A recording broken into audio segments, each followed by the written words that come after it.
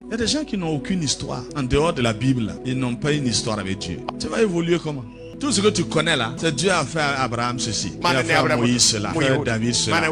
Et toi là, quelle histoire toi tu as? Pas d'histoire. C'est compliqué. Dans toute cette prière, on ne voit pas Josaphat condamner Dieu comme Joram. On ne le voit pas accuser Dieu comme Joram. On ne voit pas de hélas dans ça. On ne voit pas de désespoir. Non, il a eu peur, mais il s'est ressaisi par la connaissance qu'il a de ce Dieu-là. Sa prière est l'expression de sa connaissance de Dieu. Donc quand tu pries, tu dois être sûr que ce que tu dis là est lié à ce que tu connais. Lorsqu'on parle de la connaissance de Dieu, les gens vont mettre ça dans la connaissance des versets bibliques. Et depuis que les gens ont appris qu'il faut utiliser la parole de Dieu pour prier, les gens ont appris par cœur.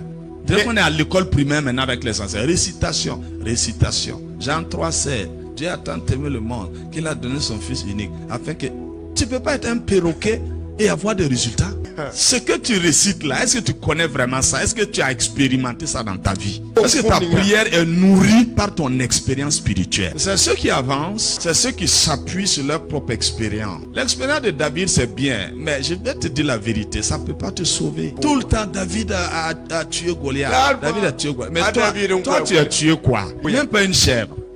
Là, ça n'avance pas. Comment David a pu tuer Goliath? Il a dit, j'ai déjà tué un lion et puis un ours. Pas une histoire de titre ou de position, c'est une question d'expérience personnelle. Donc, ton niveau de connaissance, Dieu est proportionnel aux expériences que tu as eues avec Dieu. Et ton niveau de prière est proportionnel à ton niveau de connaissance de Dieu. Ce qui va te permettre de ne pas te décourager là, c'est quand tu dis le Dieu d'hier, pas le Dieu de Jacob, d'Isaac, le Dieu de quoi. Tu comprends? Hier, c'était mercredi. Qu'est-ce qu'il a fait mercredi pour que jeudi tu tiennes devant toute tempête et marre? C'est une vie au quotidien. Non, c'est pas sauter. Lundi, tu te dois à vendredi.